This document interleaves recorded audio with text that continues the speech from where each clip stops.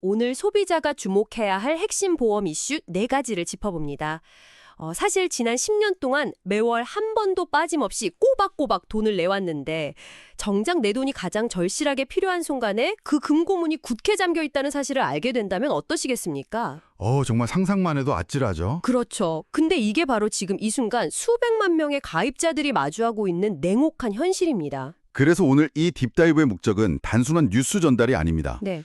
지금 이 방송을 듣고 계신 바로 당신의 지갑을 지키기 위해 오늘 당장 무엇을 해야 하는지 구체적인 행동 지침을 세우는 데 있습니다. 맞습니다. 정보가 어떻게 흘러가는지 아는 것과 그 정보로 내 도를 직접 방어하는 것은 전혀 다른 차원의 문제거든요. 완전히 다르죠. 그래서 오늘 저는 과장된 해석이나 불필요한 감정적 리액션은 철저히 배제하겠습니다. 차분하고 밀도 있는 분석을 통해서 팩트, 그리고 소비자에게 미치는 영향, 마지막으로 가장 중요한 해결책, 딱 이 3단계 논리로만 오늘 사안들의 핵심을 타격하겠습니다. 좋습니다. 사실 우리가 매달 보험료를 내면서도 정작 병원비 영수증을 청구할 때 가장 두려운 순간이 있잖아요. 이번에는 과연 무사히 나올까 하는 그 불안감이요. 맞아요. 실제로 내 돈이 돌아오는 걸 막는 가장 큰 장벽이 바로 그 보험금 지급 분쟁인데요. 금융감독원이 이 답답한 상황을 타개할 새로운 조치를 내놓았다고요. 네, 금융감독원이 보험업 감독 업무 시행세칙을 개정했습니다.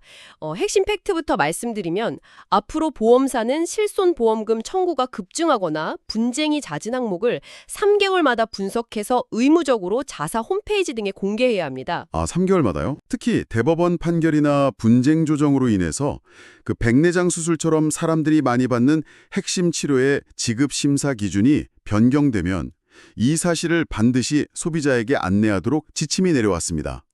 잠깐만요. 여기서 제가 좀 삐딱하게 하나 묻겠습니다. 단순히 홈페이지 구석에 데이터를 올린다고 해서 지금 이 방송을 듣고 계신 분이 과잉 진료의 피해자가 되거나 보험금 지급을 거절당하는 걸 실질적으로 어떻게 막을 수 있습니까? 충분히 그렇게 생각하실 수 있죠. 까놓고 말해서 보험사가 나중에 분쟁 생겼을 때 우리는 분명히 홈페이지에 공지했다. 이러면서 책임을 회피하기 위한 일종의 면죄부를 쥐어주는 것 아닙니까? 표면적으로는 완벽한 면죄부처럼 보일 수 있습니다.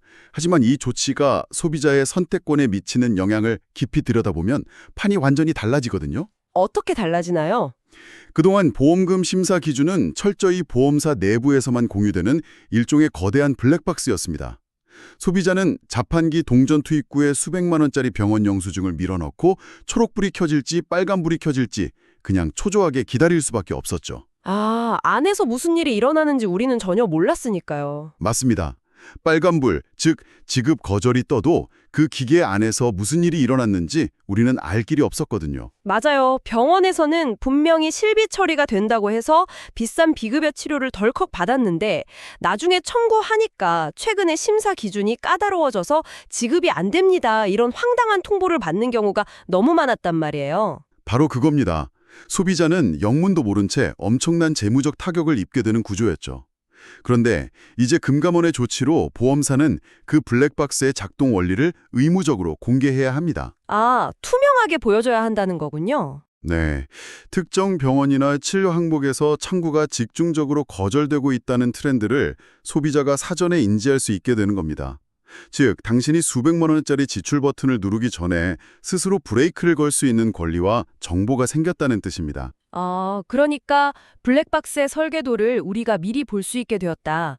병원에 가기 전에 어떤 치료가 위험한지 미리 지뢰밭을 파악하고 피할 수 있다는 거네요. 정확합니다. 그렇다면 당장 시술이나 수술을 앞둔 당신은 어떻게 행동해야 합니까? 건강보험 적용이 안 되는 고가의 비급여 수술이나 치료를 권유받았다면 진료실을 나와서 가장 먼저 해야 할 일은 원무과에서의 결제가 아닙니다. 그럼 뭐부터 해야 하죠? 당장 스마트폰을 열어 가입하신 보험사 홈페이지 공지사항에서 실손보험 분쟁 동향을 확인하십시오.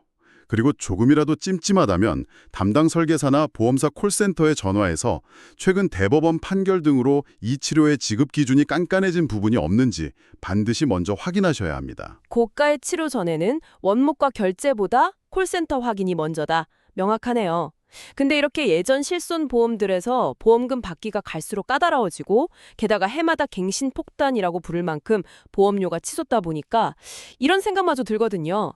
그냥 다 포기하고 새로운 구조의 실손으로 갈아타는 게 낫지 않을까? 네, 여기서 자연스럽게 두 번째 이슈인 5세대 실손 전환 이야기로 넘어가게 되네요. 네, 어떤 내용이죠? 오는 11월부터 아주 흥미로운 제도가 시행됩니다. 팩트 요약하자면 1세대와 2세대 실손 가입자가 최신인 5세대 실손으로 전환할 경우 3년 동안 보험료의 50%를 할인해주는 계약 재매입 제도가 도입됩니다. 보험 용어가 낯선 분들을 위해 아주 짧게 짚고 가죠. 1세대, 2세대 실손이 정확히 어떤 건가요? 쉽게 말해서 2017년 이전에 판매된 일종의 무제한 비유폐 같은 보험들입니다. 아, 뷰페요. 네, 도수치료나 비급여 주자 같은 항목에 보험 안 나오는 기간, 즉 면책 기간이나 횟수 제한이 거의 없었죠. 그러다 보니 극소수의 과잉 진료를 받는 사람들 때문에 보험사는 수천억 원대의 적자를 보게 되었습니다. 그렇겠네요. 그리고 그 적자를 메우기 위해 병원을 전혀 안 가는 선량한 가입자들의 갱신 보험료까지 미친 듯이 올려버린 겁니다. 아, 내가 안 먹은 뷰페 값까지 내고 있었던 거네요. 맞습니다. 반면 최신 5세대 실손은 내가 먹은 만큼만 돈을 내는 식당이라고 보시면 됩니다. 병원에 자주 안 가면 보험료가 크게 할인되는 구조죠. 아, 무제한 뷰페가 너무 적자가 심하니까 보험사들이 제발 그 뷰페에서 나와서 먹은 만큼만 내는 식당으로 옮겨달라고 애원하는 상황이군요. 딱 그겁니다. 게다가 옮겨주면 3년 동안 밥값을 반값으로 깎아주겠다. 이거 양쪽 다 이득인 것 같은데 이 좋은 제도가 왜 활성화되지 못하고 있는 겁니까? 문제는 규제입니다. 현재 설계사나 보험사가 고객에게 먼저 전화해서 고객님 5세대로 전환하시면 반값입니다. 이렇게 적극적으로 권유하는 영업행위가 법으로 묶여 있습니다. 네, 참 아이러니하네요. 정부가 우리를 너무 사랑하고 보호하려는 나머지 우리가 50% 할인을 받을 기회조차 원천 차단해버린 건가요? 그렇게 굴 수도 있죠. 도대체 왜 그렇게까지 영업을 막아둔 겁니까? 과거의 뼈아픈 경험 때문이죠. 예전에 손해율이 높은 9세대 상품을 해지시키고 신상품으로 갈아타기 유도하는 과정에서 보장이 어떻게 줄어드는지 소비자에게 제대로 설명하지 않는 불안전 판매가 극심했습니다. 아, 그런 일이 있었군요. 네, 이를 막기 위한 강력한 소비자 보호 조치인 셈입니다. 보호하려는 의도는 충분히 이해합니다만 역설적으로 이게 심각한 부작용을 낳고 있네요. 소비자를 보호하려다 보니까 완벽한 정보의 비대칭성이 만들어졌잖아요. 정확합니다. 매일 바쁘게 살아가는 분들은 이런 딥다이브 방송이나 뉴스를 찾아보지 않으면 3년간 반값이라는 엄청난 혜택이 존재한다는 사실조차 모르고 갱신폭탄을 그대로 맞게 되는 거 아닙니까? 네, 가만히 앉아서 설계사의 친절한 전화를 기다리는 수동적인 소비자는 이 혜택을 완전히 놓치게 됩니다. 그래서 지금 당장 움직이셔야 합니다. 어떻게 해야 하죠? 오늘 집 어딘가에 박혀있는 보험증권을 열거나 모바일 앱에 접속해서 본인이 1세대 또는 2세대 실손 가입자인지 확인하십시오. 만약 최근 갱신된 보험료가 가계 지출에 큰 압박을 주고 있다면 기다리지 마십시오. 당장 연락해라. 네, 당신이 먼저 보험사에 전화해서 5세대로 전환할 경우 3년 반값 할인을 적용하면 매월 얼마를 내게 되는지 시뮬레이션 해달라고 직접 당당하게 요구하셔야 합니다. 갱신 폭탄 맞고 한숨만 쉴 게 아니라 내가 먼저 나서서 시뮬레이션을 요구해야 한다. 명심하겠습니다. 자, 지금까지는 개인의 병원비, 즉 내 배가 가라앉지 않게 관리하는 방법을 이야기했다면 이제 시야를 넓혀보겠습니다. 네, 거대한 폭풍우가 몰아쳐서 가족이라는 함대 전체가 흔들리는 상황, 바로 중대 질병의 위기입니다. 가족 중 한 명이 크게 아프면 개인의 문제를 넘어 가게 전체가 파괴되니까요. 정말 심각한 문제죠. 이를 방어하기 위해 보험업계가 가족을 어떻게 하나의 경제 공동체로 묶어내고 있는지 세 번째 이슈를 들여다보죠. 최근 삼성생명이 업계 최초로 출시한 가족 대표 건강보험을 주목할 필요가 있습니다. 기존의 부부나 자녀를 묶는 수준을 넘어 형제자매까지 결합 할인을 전례 없이 확대했습니다. 총자전을 거지요. 네, 여기서 핵심 메커니즘은 납입 면제 추가 할인입니다. 가족 중 딱 한 명만 암 같은 중대 질환에 걸려도 남은 가족들의 보험료를 최대 10% 깎아줍니다. 오, 10%나요? 여기에 70세, 80세 이상을 위한 고령자 특약, 고가의 중입자 치료 보장, 그리고 암 진단 시 220만 원 상당의 가족 건강검진권 혜택까지 포함되어 있습니다. 제가 이 구조를 가만히 보면서 떠오른 생각이 있습니다. 예전에는 가족들의 보험이 각각 따로 떨어져 있는 외딴 섬 같았다면 이제는 삼성생명이 그 섬들을 모아서 하나의 거대한 대륙을 만들려는 것 같아요. 아주 적절한 비유네요. 한쪽에 지진이 나면 대륙 전체에 충격 흡수 장치를 가동해 주겠다는 건데 여기서 제가 똑 삐딱하게 물어보겠습니다. 네, 말씀하시죠. 보험사가 자선단체도 아니고 이런 파격적인 혜택을 주는 진짜 이유가 뭡니까? 결국 가족 전체의 보험을 자사 상품에 싹 다 몰아넣고 옴짝달싹 못하게 만들려는 전형적인 락인 덫 아닙니까? 날카롭습니다. 철저한 기업의 락인 마케팅 전략이 맞습니다. 한번 가족이 다 같이 묶이면 나중에 해지하고 다른 회사로 넘어가기가 매우 까다로워지니까요. 그렇죠. 하지만 이것을 우리 가게의 현실적인 재무 위기 상황에 대입해보면 이야기가 전혀 달라집니다. 가족 중 한 명에게 암이 발생하면 어떤 일이 벌어질까요? 당장 눈앞에 치료비가 쏟아져 나가고 누군가는 간병을 하느라 일터에 나가지 못하니까 소득은 반토막이 나겠죠. 완벽한 재정 위기 상황에 빠지게 됩니다. 맞습니다. 소득이 급감하는 그 끔찍한 병목 구간에서 매달 기계적으로 빠져나가는 나머지 가족들의 보험료가 10% 추가 할인된다는 것. 아, 고정 지출이 줄어드는 거네요. 게다가 220만 원 상당의 검진권으로 스트레스에 취약해진 다른 가족의 건강까지 체크할 수 있다는 것은 단순한 마케팅을 넘어섭니다. 소득이 줄어든 가계의 고정 지출을 실질적으로 방어하는 매우 강력한 완충제 역할을 하게 되는 것이죠. 보험사의 마케팅 덫이라고 무조건 색안경을 끼고 피할 게 아니라 오히려 우리 가게의 재정 방패로 영리하게 역이용할 수 있다는 시각이 흥미롭네요. 그렇습니다. 그러면 이 거대한 대륙에 합류할지 말지 당신은 어떤 기준으로 결정해야 할까요? 철저하게 숫자로 계산기를 두드려야 합니다. 첫째, 지금 가족들의 보험이 여러 보험사에 파편화되어 흩어져 있는지 확인하십시오. 네. 둘째, 가족력이 있거나 부모님의 노후 의료비 대비가 턱없이 부족하다고 판단된다면 득실을 비교해 보십시오. 흩어진 기존 보험들을 각각 유지할 때 매달 버려지는 비용과 이번 신상품처럼 가족 결합 할인 및 납입 면제 혜택을 한 곳으로 묶어 적용받았을 때의 방어 효과를 반드시 수치로 직접 대조해 보셔야 합니다. 막연하게 오래된 보험이니까 무조건 유지하는 게 아니라 전체를 리모델링 했을 때 득실을 냉정하게 숫자로 확인해 보라는 말씀이군요. 맞습니다. 자, 부모와 성인 세대의 의료비 리스크를 짚어봤으니 이번에는 시선을 아래로 향해 보겠습니다. 저출산 시대, 점점 그 수가 줄어들고 있는 가장 소중한 세대죠. 우리 아이들의 리스크를 어떻게 방어할 것인가? 어린이 보험의 진화, 네 번째 이슈입니다. 최근 ABL 전명이 16종의 신규 특약을 탑재해서 어린이 보험을 전면 개편했습니다. 16종이나요? 네, 과거처럼 맹장 수술부터 소아암까지 질병 중심으로 획일화해서 파는 게 아닙니다. 아토피, 뇌혈관 질환, 응급실 내원, 재해장애 등 고객이 아이의 필요에 따라 원하는 보장만 맞춤형으로 선택할 수 있게 쪼개놓은 것이 핵심입니다. 오, 선택의 폭이 엄청 넓어졌네요. 여기에 최근 업계 트렌드로 자리 잡고 있는 저출산 극복 지원, 보험료 할인 및 납입 유예 혜택도 들어갔습니다. 여기서 제가 또 근본적인 의문을 하나 던지고 싶습니다. 네, 16종의 신규 특약, 맞춤형 선택. 말은 참 그럴싸합니다. 하지만 굳이 왜 지금 시점에 이렇게 복잡하게 담보를 쪼개는 겁니까?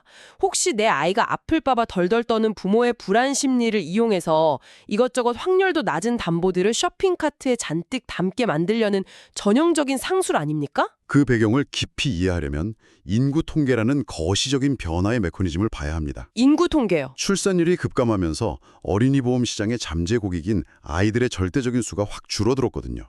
과거에는 똑같은 패키지 상품을 대량으로 팔아서 수익을 남겼지만 이제 보험사들은 그런 박리담의 전략을 쓸 수 없습니다. 아, 아이들이 없으니까요. 네, 살아남기 위해서는 아이 한 명 한 명의 특성에 맞춘 초개인화, 고부가가치 상품을 내놓아 부모들의 선택을 받을 수밖에 없는 상황인 거죠. 아, 시장의 파이가 줄어드니까 예전 같은 뷔페식 패키지가 아니라 아이에게 딱 맞추는 고급 오마카세식으로 전략을 수정했다는 거군요. 정확한 비유입니다. 이 변화를 소비자 관점에서 보면 선택과 집중이 가능해졌다는 엄청난 장점이 생깁니다. 어떤 장점이죠? 내 아이가 유독 활동적이라서 뛰어놀다 뼈가 부러질 위험이 높다면 재해 보장에 집중하고 가족력 때문에 특정 질병이 걱정된다면 암 보장에만 집중할 수 있습니다. 굳이 확률도 낮은 불필요한 보장까지 하나로 묶어서 비싼 돈을 내야 했던 과거의 누수를 완벽하게 막을 수 있게 된 겁니다. 아, 불필요한 지출을 쳐낼 수 있다. 게다가 더 주목해야 할 것은 납입 유예 제도입니다. 출산이나 육아 문제로 외벌이가 되거나 가게에 일시적인 재정 압박이 올 때 부모들이 눈물을 머금고 가장 먼저 해지하는 게 아이의 보험이거든요. 너무 안타까운 상황이죠. 하지만 납입 유예 제도를 활용하면 보험을 해지하지 않고도 보장은 그대로 든든하게 유지한 채 당장의 보험료 납입만 일정 기간 멈출 수 있습니다. 돈이 없어서 보험을 깨고 정작 아이가 아플 때 아무런 보장을 받지 못하는 최악의 악순환을 막아주는 훌륭한 브레이크군요. 그럼 당장 부모님들은 무엇을 점검해야 합니까? 당장 자녀의 보험 증권을 열어보십시오.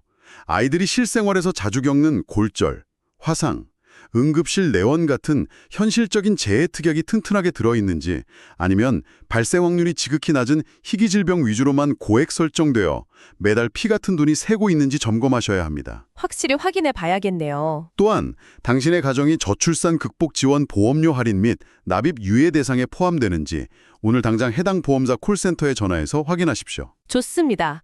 오늘 다룬 4가지 이슈들을 가만히 곱씹어 보니까 묘하게 전체를 관통하는 하나의 거대한 흐름이 보입니다. 어떤 흐름이죠? 지급 기준이 어떻게 변했는지, 블랙박스의 설계도를 직접 확인하는 것, 규제 뒤에 숨겨진 5세대 반값 할인을 내가 먼저 요구하는 것, 파편화된 가족보험을 묶어 고정지출을 줄이는 것, 그리고 아이 보험의 맞춤형 누수를 막는 것까지 이 모든 상황을 관통하는 뼈대, 어떻게 정리할 수 있을까요? 모든 사안의 결론은 단 하나로 수렴합니다. 바로 수동적인 소비자는 결국 금전적 손해를 본다는 명제입니다. 수동적인 소비자는 손해를 본다. 과거에는 보험사가 알아서 챙겨주길 바랐고 제도가 나를 보호해주길 바랐죠. 하지만 이제 보험의 구조는 너무나 복잡해졌고 혜택은 교묘하게 숨어 있습니다. 가만히 앉아 설계사의 전화를 기다리는 사람에게 돌아오는 보상은 단 1원도 없습니다. 냉정하네요. 스스로 챙기지 않는 침묵의 대가는 곧바로 여러분의 통장에서 빠져나가는 가혹한 현금 손실로 이어집니다. 맞습니다. 금융감독원도 보험업계도 점점 더 많은 정보와 선택권을 투명하게 공개하는 추세입니다. 블랙박스도 열어주고 맞춤형 선택지도 제공하죠. 네, 하지만 전환 관유가 금지된 5세대 실손의 사례처럼 혜택이 아무리 좋아도 당신이 스스로 묻고 찾지 않으면 아무도 당신의 돈을 지켜주지 않는 시대가 되었습니다. 맞습니다. 여기서 지금 이 방송을 듣고 계신 당신에게 도발적인 질문을 하나 던지고 싶습니다. 질문하지 않고 가만히 앉아있는 대가로 당신은 매월 얼마의 기회비용을 허공에 날리고 계십니까? 네, 방금 말씀하신 그 질문이 오늘 우리가 던지고자 하는 핵심 화두입니다. 그렇습니다. 오늘의 원픽 메시지, 당신의 지갑을 지키는 가장 강력한 무기는 설계사의 전화가 아니라 당신의 질문입니다.